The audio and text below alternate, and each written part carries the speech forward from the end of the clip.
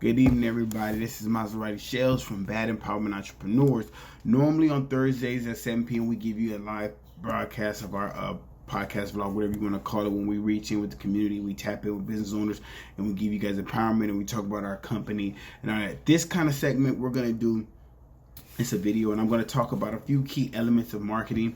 I'm going to give you some terminology and how to use it to maximize the exposure of your business, how to grow your business, and all that. So the first thing I want to talk to people about is buyer persona. Buyer persona. Assume of your ideal buyer based on market research data and hypothesis. The representation helps marketers define the ideal audience for your product or your brand, whatever you're trying to do. Now, with buyer persona, it's basically tapping in to your market, as in where to, if you have a niche market or you have a company or product that's based on one area, finding the people that best suits you. So let's say if your market or your consumer base is around, let's say a 15-year-old to a 20-year-old, you most likely going to use Instagram, Twitter, and Snapchat. If you're for like 25 and up, you're going to use Facebook. And that's what I like to call ST, scroll time. So if you have a 29-year-old or down on Facebook, they're probably going to go like this on Facebook. They're going to go like that. They're just checking for family members, stuff like that, compared to someone who's 40 and up on Facebook. They're going to go a little slower, see events, see products, see things that they want to see on Facebook, because it's a difference on Instagram. Now, on Instagram and Snapchat, younger kids might be a little slower to see people's feeds, stories, what they're talking about. Whereas an older person, around, let's say 30 to 40 up, are going to just breeze by the pictures on Instagram. So buyer persona is very important. It's something that you have to invest time in. It's just not something you can buy or you can have someone do. You have to personally get involved with buyer persona.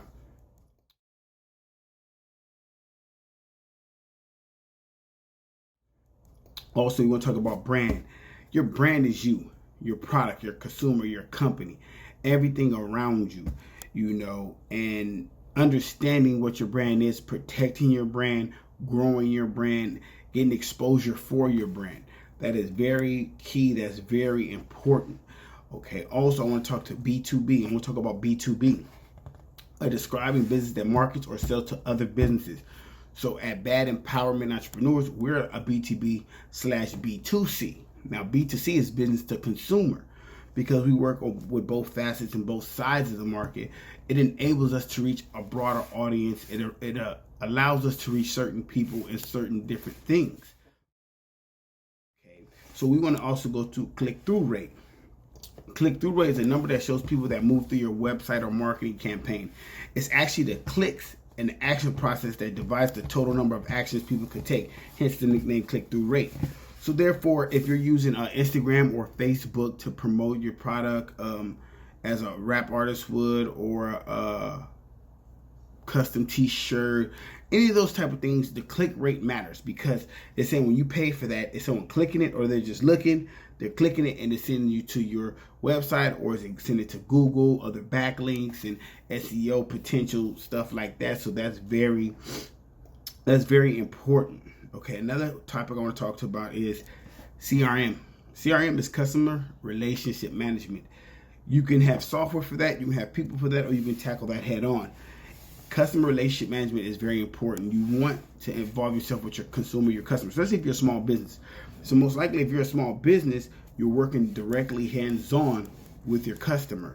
So when you work head-on with a customer, that allows you and enables you to find out what they really want, what they really got going, what they're trying to do.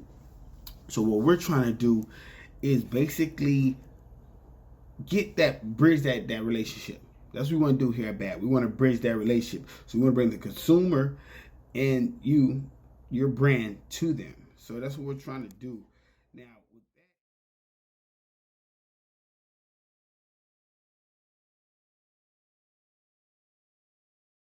with that involved, bear with me as I go through my notes here. Demographic. Your demographics are the people that you know for sure. It's a specific profiling aspect that is considered age, gender, income, family, life, social class, etc. It's often used in segregation for focal points on marketing and advertising strategies. But it's loosely said to say, okay, if you're doing rap music, you know your demographic is probably like 15-year-old to about 19-year-old school kids, college kids who are into that area. You're not gonna try to solicit rap music to a country group or people who are just like 75. If they're 75, you're not gonna try to like, okay, we're gonna market rap to 75-year-olds. So always be conscious of your demographic. You know, another key term, digital marketing. I can't stress that enough. While I was doing music, digital marketing was very key for me. I put money in on Instagram, YouTube, Facebook, because they offer very easy using online marketing tools. Literally, you pay the fee, you upload what you want it to say, how you want it to run to the people you want to run to. You know, that's very digital online marketing. And with digital online marketing comes a very free tool that they're going to give you, which is analytics. Analytics allows you to see who's actually seeing this, who's actually responding to it, the impressions you got. Now, with that impressions count, I want you guys to follow me here. Impressions are very, very, very important because COI, cost of impressions. So cost of impressions, or CPM, cost per, I think it's CPMI or something like that. I forgot the exact term. I'll bring it back to you. But if you're running an ad with a small or to a major marketing firm, small will be major marketing firms like Starlight Publishing or something like that, Starlight Management, something like that. They might charge you per impression. Oh, it's 4 cents per impression. You get 30,000 impressions. So I'll use me for example because I like to, just keep it organic and keep it through experience. I released a video called Drip on YouTube, Instagram, and Facebook. Drip, I believe, on Instagram had over 30,000 impressions. So that means over 30,000 people seen it, either viewed it, seen it, went across it, or it just was in front of them. So you think about that. The average post blog hits millions. So for us, 30,000 impressions, that's you're saying that your product had access to 30,000 people. So 30,000 people could have grasped onto your product or the artist or whatever. So impressions are very important. I want to talk about KPI, key performance indicator, a means to measure the performance of various factors from employee functions to market tactics, and just organize your goals within your company, your brand. So key performance indicators. Analytics helps with this. Maybe you have a product, maybe you're selling something, you know that, okay, this product is excelling more than the next product, but you thought this was going to be a performer. But now you know that this is a performer, so you need those indicators to tell you what to stick with, what not to stick with. Because a lot of times we get caught up in our own intelligence, our own hype. Like me, I might feel like this song is better than this song, when in actuality, people are vibing off of this song. So sometimes you got to really, really use key performance indicators because it'll help you get over your own ego. It does for me. Okay, market-based pricing. It's competitive-based pricing in the sense that the type of pricing is based off the streamlined current price for specific product services within the same industry. Now, I'm gonna give you a very good example of that with doing music. Doing music, we all know a CD is gonna cost $10, $9.99. When you go over that, you're saying that either it's worth more than that, or you're just trying to like just blow it up and say, okay, we're going to charge this much and just do that and fail on purpose.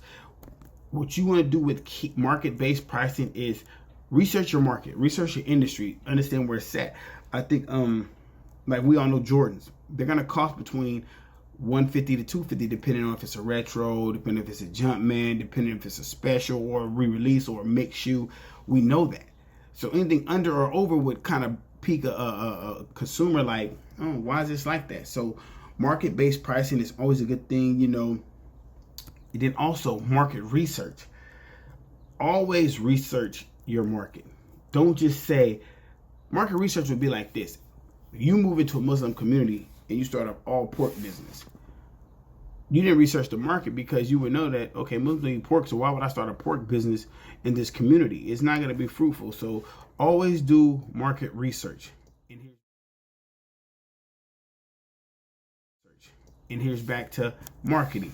The process of identifying, anticipating, satisfying customer requirements in a profitable way. So what that says is marketing for me would be, I'm going to make sure that my video, my artwork, and my album cover is seen by 20-year-olds to about 30-year-olds. And also some teens. So where I'm going to put it at, I'm going to put flyers by schools. I'm going to be on Instagram. I'm going to be on Twitter. I'm going to be on Snapchat. I'm going to have millennials and other groups like that, Generation Z, put this stuff out for me and say, listen, tell people to check this out. That's marketing. This is the marketing and advertising segment of a Bad Empowerment Entrepreneurs. I want you guys to stay tuned in every Thursday at 7 p.m. We're going to give you more. I'm going to touch back with you guys. Have a great day.